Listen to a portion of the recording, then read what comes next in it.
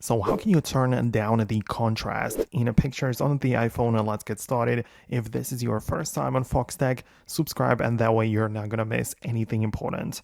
Well, of course, you can locate your photos inside of your gallery, inside of the Photos app, and just make sure the photo is in full screen like that so you can perform some edits to it, right? But you need to get there to the edit page by clicking the edit button below. So you can see it looking like this. You tap on this and then you can see in the adjust section at the bottom, scroll through the available like toggles or these circles and just find the contrast.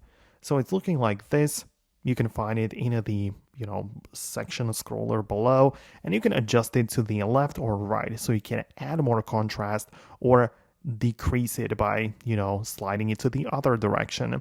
So that's how it works. That's how you can control it. Of course, you don't forget to hit the done button in the top right corner to save and preserve the changes, as that's obviously very important.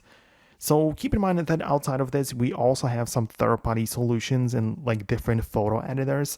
A lot of people use the Lightroom from Adobe, which is a great app because you have much more controls over your photos, right? So you, for example, have the curve tool, which is not present on the iPhone Photos app, and this lets you like visually see how much you're adding the colors or contrast or light, whatever, right? So if you want to be like professional with it, you'll need some third-party solution, but just some plain adjusting of the contrast or turning it down, right? It can be done through the built-in Photos app. So let me know if it works for you. Hit the thumbs up and subscribe so you that way do not miss anything important.